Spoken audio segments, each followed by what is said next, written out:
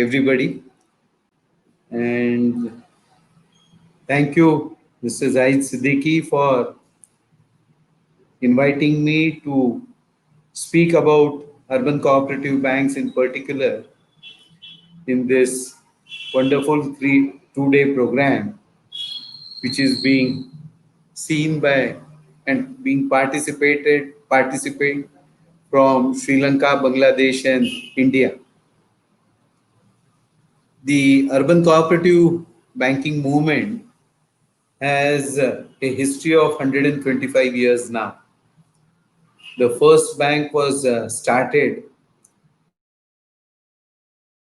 in Gujarat, and over a period of time, the number has grown of the urban cooperative banks. Presently, we have about 1,550 urban cooperative banks, but they mainly are concentrated in three states of Gujarat, Maharashtra, and Karnataka. They account for almost 65% of the total banks in the country. If we look to the profile of the urban cooperative banks, you would notice that about 850 to 900 are very small banks with deposits less than 100 crores. And then there are about 550, I would say, which can be classified as medium to large size banks. The Trends and Progress report, which has been published, giving details of the accounting year for 31st March 2019, gives us a lot of data and profile about the urban banks. Now, if we look at those figures, we find that almost 85% of the banks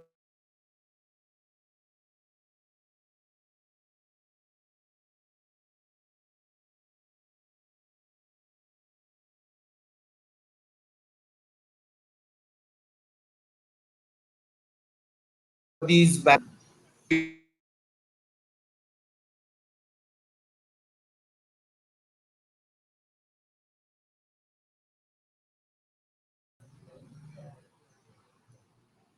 sorry for this interruption because today due to heavy rains internet connectivity has got disturbed in our area. Of the 80 of the total business being handled by the urban cooperative bank, A and B rated banks incidentally handle again more than 80% of the business. And their NPA levels as on 31st March were well within the norms prescribed by the Reserve Bank of India. However, for March 20, I expect a little deterioration because that has come on the background of a continuous slowdown that we have been facing in India for the last 2 years. All the same, fundamentally the banks are strong with capital adequacy of 14 plus percentage as far as the capital adequacy is concerned. And the provisioning coverage ratio for NPAs has also been good. It has been more than 65%. But when we look to the figures for March 20, this year we are going to, as a sector, we will find that the results are a little discouraging. And that is happening mainly because of two banks that have been put under Section 35A, one bank in Bangalore and the other bank in Mumbai. Both these banks have not, there has been mismanagement, fraud, and as a consequence, the entire sector's overall performance has got impacted. But remove these two banks and their negative impact, we find generally the sector would be doing well. Recently, we all know the Banking Regulation Act was amended and it was made, and the Reserve Bank has now been given full regulatory powers for regulation of these urban banks. The Banking Regulation Act was first made applicable to urban cooperative banks about 55 years back, with certain sections not being made applicable, it being at that time the size of the banks, the number of banks, and the business being handled. But over a period of time, the business has phenomenally grown, the number has grown, and it was necessary that Reserve Bank be given full regulatory powers, and that would also ensure to a great extent protection of interest of the depositors. This has come at a very appropriate time because in certain cases, on certain occasions, because of the defaults in the two banks, one in Mumbai and the other in Bangalore, to some extent the confidence of the depositors had shaken. But with this new regulation coming into the hands of the Reserve Bank of India, I believe the interest of the depositors would be now fully secured and we will not be required to be worried on that score. Having given you the background, I would also like to say that there is huge uh, capacity and huge possibility for development of urban cooperative banking movement in the country. We have more than 750 districts, of which about 400 districts do not have an urban cooperative bank. Years back, that is almost 20 years back, there was a fraud in one of the banks in Gujarat, that is Madhavpura Cooperative Bank. And thereafter, not a single license has been given for starting of a new urban cooperative bank in the country because the Reserve Bank always felt that they are not adequately empowered to deal situations that may or could have arisen in the urban cooperative bank. And as a consequence, the share of the urban cooperative banks, which used to be something like 7 to 8% in 2001, has today come down to almost 3%. I hope with the new legislation now enacted, the licensing process will start. And with that, not only new banks will open, but new growth opportunities would also come to the urban cooperative banking sector. These banks have played a very important role, particularly supporting the middle income groups and the lower income groups, and also a segment of the small and medium enterprises.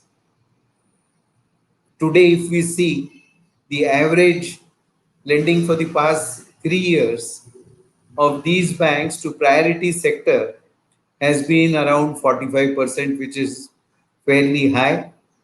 And this is going to be a big help, particularly to young entrepreneurs, new entrepreneurs who would go into manufacturing sector as India takes more aggressive steps to increase the percentage of manufacturing in our GDP with the Make in India initiative supported by the central government and all the state governments. Similarly, with the passage of the farm bills, there is going to be huge scope for these urban cooperative banks to lend to agro industries. A new initiative where the processing of agri-produce is now contemplated, huge opportunities will open up for urban cooperative banks to lend, and that would be a big advantage for the country as well. Today, of the total produce, it is feared that more than 30% is lost as wastages. If only we are able to ensure that the wastages are completely reduced, they are processed, their shelf life increases, it will not only add to the income of the farmers, but it would also add to general well-being of the Indian economy. It's not only that there would be price stability, but it would also ensure that at competitive rates, processed good food products would be available to the country. India, with a bumper crop this year, and with agro processing now being initiated in a big way, it may take another 2 3 years time, but could also be one of the major exporting countries as far as agri produce is concerned. And we could also support the national food security programs of various countries in the Middle East and in the and in the African continent.